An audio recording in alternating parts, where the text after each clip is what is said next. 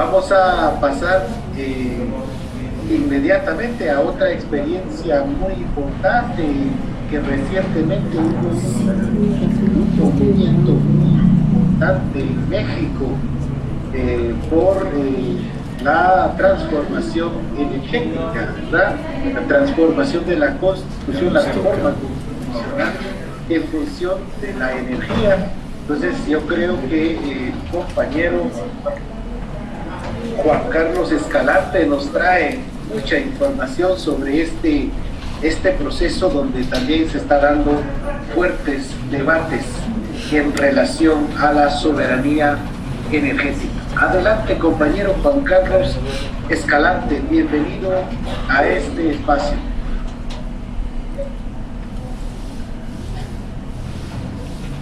Ya tengo chance del micrófono.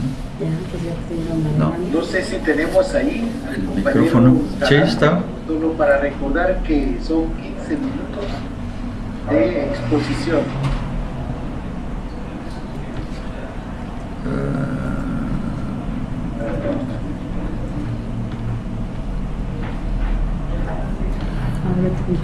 Bien, buenas tardes, compañeras y compañeros. Adelante, compañero. Primero, espero se escuche bien. Primero, pues, agradecer la invitación a participar en este seminario, la soberanía energética para los pueblos. Y desde luego vamos a comentar desde la experiencia que tiene nuestra organización en México. Y pues reciban un cordial saludo a nombre mío de la organización para este evento. Quisiera situarnos un poco históricamente el proceso que en México se da sobre la energía eléctrica. Nace a finales de los 1800 y principios de los 1900 con capital fundamentalmente privado, extranjero, canadiense, norteamericano y inglés, la Mexican Power Company, y desde ese entonces la prioridad que se presenta es que las empresas extranjeras que generaban, transformaban y distribuían electricidad, abastecían, lo hacían fundamentalmente para aquellos que tuvieran suficientes recursos para pagar, de manera tal que una de las primeras plantas que se construye en el estado de Puebla, en Necaxa, es una planta que la primera línea de transmisión que tiende es para alimentar una mina en el estado de México, y así por el estilo. Y desde aquellos años los usuarios comenzaron a ver la necesidad de organizarse, porque la electricidad llegaba para la industria, para los servicios, para el comercio y para las zonas residenciales con condiciones económicas que les permitieran pagar el costo de las tarifas. Los usuarios que no accedían a este recurso, desde luego desarrollaron un proceso de organización a partir de ligas de usuarios en distintos estados del país, y la demanda fundamental era servicio de electricidad y tarifas bajas. Así hasta el proceso de nacionalización y el proceso de creación en el año de 1937 de una empresa pública de nombre Comisión Federal de Electricidad, que tiene la característica de ser creada con el propósito de electrificar al país. En aquel entonces, de cada 100 mexicanos, solamente 37 contaban con este servicio, y de esos, de cada 10 mexicanos, 7 vivían en el campo y 3 en las zonas urbanas. De manera tal que a partir de la creación de la Comisión Federal de Electricidad y con la ruta de la nacionalización de la misma en el año de 1960, tiene la característica de que el Estado interviene en este proceso y crea un artículo que le garantiza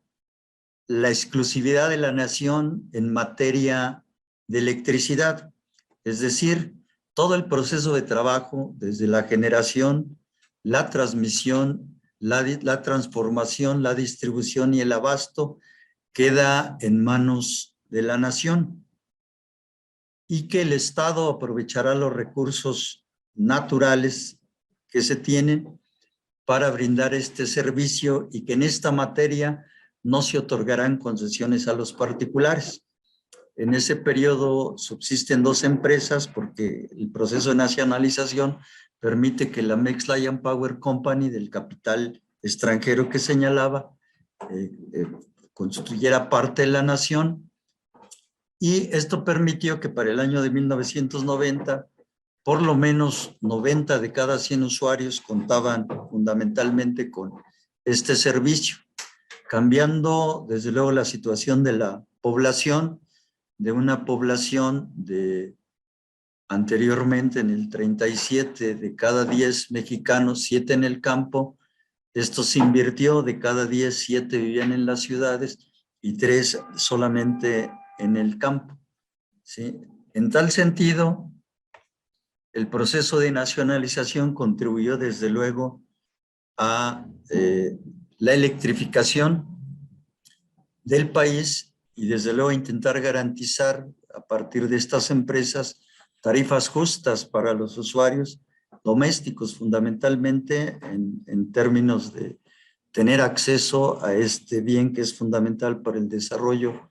de la vida del ser humano desde el punto de vista político, económico, social y cultural. Sin embargo, 20 años después, prácticamente en los años 80, que se inaugura este proceso que se denomina neoliberalismo, hay una tendencia, desde luego, a entregar nuevamente los servicios públicos y observar que en necesidades tan fundamentales como la electricidad, entregarla a manos privadas constituye desde luego un enorme negocio, lo que luego, desde luego, significó la apertura en materia de generación a empresas privadas nacionales y extranjeras y después,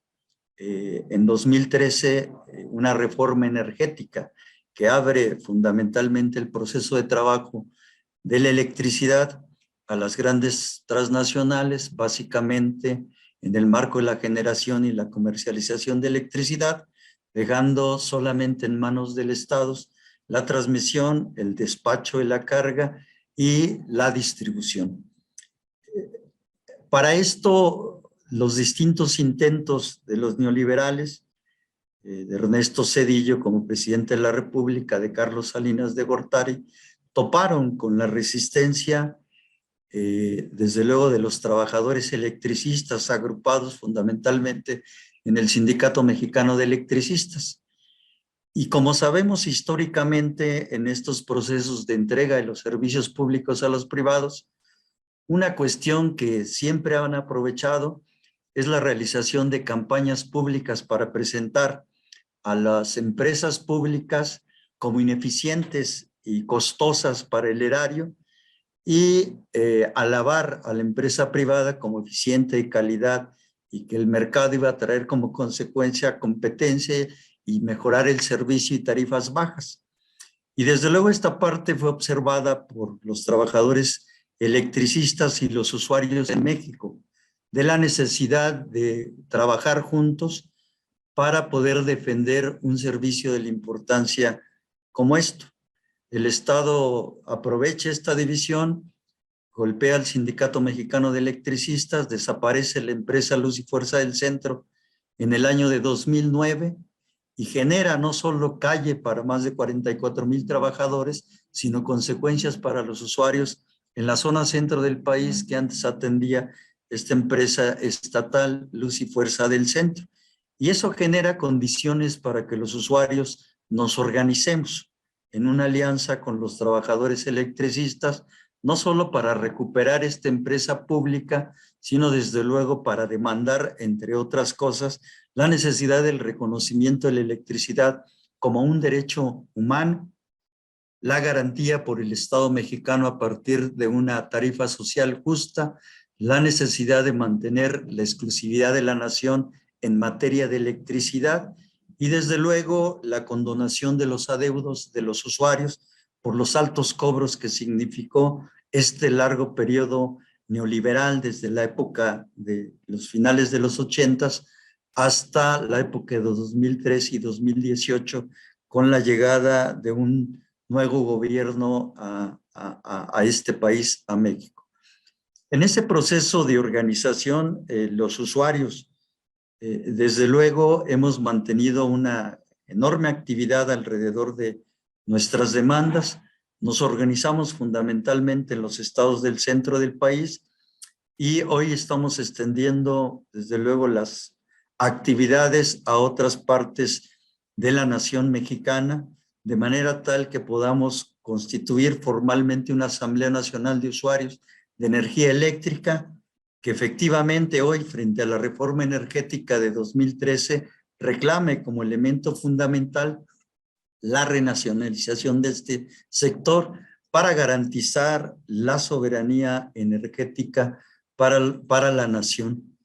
Desde luego, entendemos que en países como el nuestro y prácticamente en toda América Latina, las constituciones garantizan la propiedad privada, legalizan un estado de opresión y explotación, y desde luego con eso pensamos que recuperar la electricidad significa también que esa soberanía debe cuestionar el tipo de país y el tipo de proyecto de nación que requerimos. Vemos nosotros a los usuarios, sobre todo a los usuarios de bajos recursos, como parte efectivamente de los trabajadores de este país. La mayor parte de quienes nos agrupamos en la Asamblea Nacional de Usuarios lo constituyen compañeros de adultos mayores. De cada 10 compañeros que nos organizamos en la NUE, 7 son adultos mayores y prácticamente de esos 7, menos de 1% tiene garantizado participar en un régimen de pensión o jubilación, de manera tal que la mayoría está en la informalidad, con oficios que le permiten autoemplearse, u otros dependiendo básicamente de sus hijos para poder subsistir. Estas condiciones, desde luego, llevan a que la Asamblea Nacional, aunque ha centrado fundamentalmente su atención en el terreno de la electricidad, en el terreno de la pelea por este recurso, hasta la fecha, desde luego, no hemos incursionado, como lo están haciendo algunas de las experiencias que ya se han mostrado, en proyectos autónomos que permitan efectivamente producir o generar su propia electricidad y desde luego entender a partir de eso que la electricidad o la soberanía energética es para los pueblos. Hoy la pelea que estamos dando es una pelea desde luego que abarca el asunto de carácter constitucional que se viene reflejando en una iniciativa que presenta el gobierno del presidente Andrés Manuel López Obrador, que intenta recuperar una parte importante de la exclusividad de la nación en materia eléctrica y desde luego de litio, pero que para nosotros, los usuarios de energía eléctrica, consideramos que es un paso importante, pero que aún es insuficiente, pues esta reforma no considera desde luego la electricidad como derecho humano y los altos cobros que recibimos los usuarios de energía eléctrica son tales que nos colocan en la condición de pagas o comes, pagas electricidad o comes. Y los compañeros que estamos integrados en la Asamblea Nacional de Usuarios hemos decidido comer. De manera tal que frente a esta reforma del presidente Andrés Manuel López Obrador, que recibió el respaldo de la Asamblea Nacional de Usuarios, también recibió la exigencia de que en este proceso de ir recuperando la soberanía energética para la nación, debieran estar contempladas las demandas de los usuarios para poder garantizar que una reforma de estas características que la recuperación de la soberanía energética, desde luego, sirviera a quienes menos recursos tenemos en este país, a quienes vivimos fundamentalmente del producto de la venta de nuestra fuerza de trabajo, y que en todo caso, para que se pudiera producir a partir de reformas de esta naturaleza, un cambio verdadero que beneficiara, tal como lo dice el presidente, primero a los pobres. En ese proceso estamos. Desde luego, las invitaciones de carácter internacional aún son pocas, pero efectivamente estamos aún en el terreno de la construcción nacional, pero participamos con nuestra experiencia y con lo que hasta el momento podemos aportar en la lucha en este sector como Asamblea Nacional de Usuarios de Energía Eléctrica. Yo quiero desde luego reiterar los agradecimientos que nos permiten llevar nuestra voz a América Latina a partir de espacios y seminarios de estas características, y desde luego, compañeras y compañeros, reciban un agradecimiento, un cordial saludo y la mano de la Asamblea Nacional de Usuarios para las luchas que en sus pueblos, en sus países están desarrollando, y desde luego demandar la solidaridad para la pelea que como Asamblea Nacional de Usuarios de Energía Eléctrica estamos desarrollando en nuestro país. Muchas gracias y buenas tardes. Muy bien, muchas gracias, compañero Juan Carlos. Primero los pobres, eso es muy interesante y realmente sí le hemos dado mucho seguimiento al proceso de transformación que se está dando en México.